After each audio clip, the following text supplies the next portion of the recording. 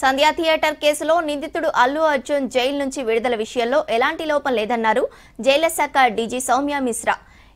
ఇటీవల అల్లు అర్జున్ జైలు వెనుక గేటు నుంచి ఎందుకు పంపించారు విమర్శలపై ఆమె క్లారిటీ ఇచ్చారు.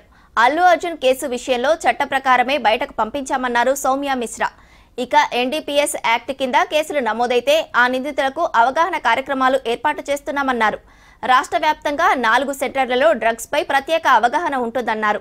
సెలబ్రిటీలైనా రాజకీయ నాయకులైనా జైలుకు వస్తే అందరూ సమానమే అంటున్న జైళ్ల శాఖ డీజీ సౌమ్య మిశ్రాతో Anil Yadav face to face.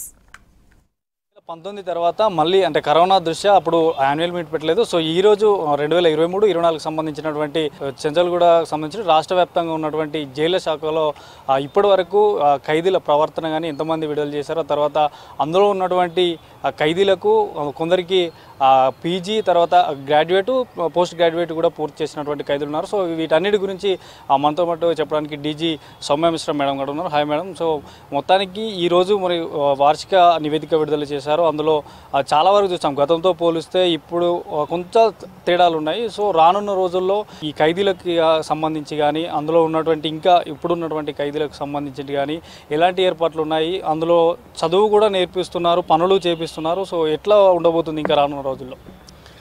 So మాకు మెయిన్ టార్గెట్ ప్రిజన్ డిపార్ట్మెంట్లో వచ్చిన తర్వాత ఎవరు క్రిమినల్స్ వచ్చారు వాళ్ళు బయటికి వెళ్ళి మళ్ళీ ఆ క్రిమినల్ యాక్టివిటీ చేయకుండా ఉండాలి అని మా మెయిన్ అంటే that is our main goal in prison department. Because this is prison and correctional service.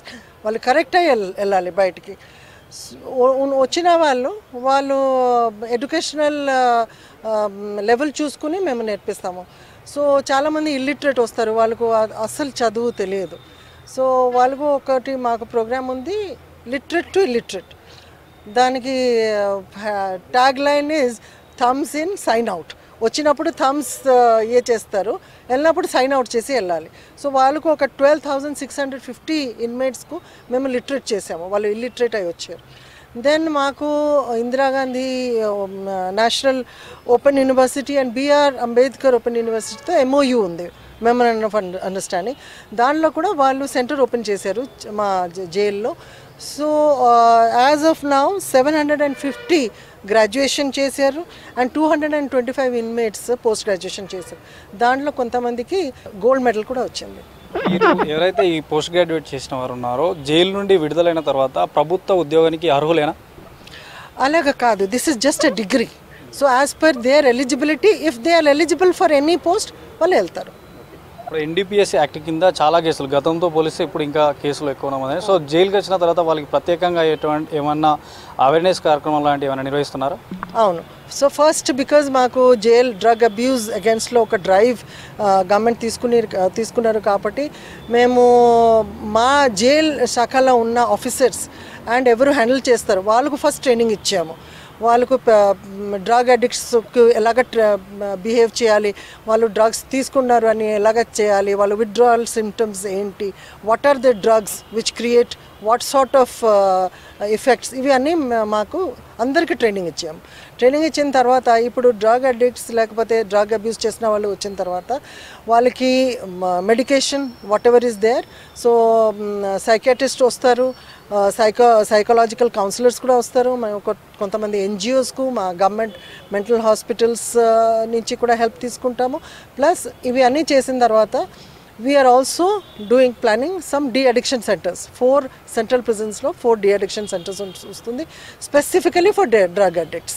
వాళ్ళకి ఎలాగ డీ అడిక్షన్ చేయాలి, వాళ్ళు వెళ్ళిపోయిన తర్వాత మళ్ళీ డ్రగ్ అబ్యూస్ చేయకుండా నార్మల్ లైఫ్ లీడ్ చేయాలి అని మా ప్రయత్నం. అండ్ రీసెంట్గా అల్లు అర్జున్ని చెంచల్గూడ జైలుకి వచ్చిన తర్వాత బ్యాక్ సైడ్ నుండి ఎందుకు వెళ్ళాల్సి వచ్చింది? మీడియా కంట పడకుండా కూడా వెళ్ళినటువంటి పరిస్థితి. సో ఎందుకు? మాకు జైల్లో ఒకటే మెయిన్ డోర్ ఉంది, దాంట్లోనే అతను వెళ్ళారు. ఆఫ్టర్ జైలు నుంచి బయటకు వెళ్ళిన తర్వాత ఏం చేశారు, that we are not responsible for that. So జైల్లో ఉన్నటువంటి కొంతమంది అంటే బయట ఆరోపణ, కొంతమంది జైలు నుండి విడుదల అయ్యే ముందు కూడా ఫోన్ మాట్లాడుకుంటూ వస్తున్నటువంటి పరిస్థితులు ఉన్నాయంటూ కూడా బయట ఆరోపణలు ఉన్నాయి. ఫోన్ అలౌ చేస్తున్నారు ఏమన్నా ప్రత్యేకంగా? That is completely band, contraband article and we will not allow. So ఈ ములాఖాత్కి సంబంధించి రెస్పాన్స్ ఎలా ఉంది? బాగుంది, చాలా బాగుంది. బికాజ్ వాళ్ళు ఫ్యామిలీ బాండ్స్ ఇంక్రీజ్ అవుతుంది, వాళ్ళకు సోషల్ బాండ్స్ ఇంక్రీజ్ అవుతుంది and they will not feel depressed. And వెళ్ళిన తర్వాత వాళ్ళకు అడ్జస్ట్మెంట్ కూడా ఫ్యామిలీతో మంచిగా అవుతుంది. జైలు నుండి రిలీజ్ అయిన ఖైదీల మీద ఏమైనా ప్రత్యేక నిఘా ఉంటుందా?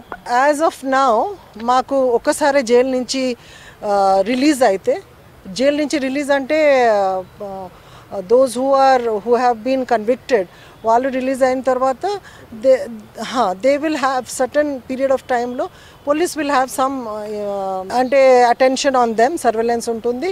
ప్లస్ మాకు సోషల్ వెల్ఫేర్ డిపార్ట్మెంట్ కూడా వాళ్ళు కూడా సమ్ సర్వేలెన్స్ పెడతారు వాళ్ళు.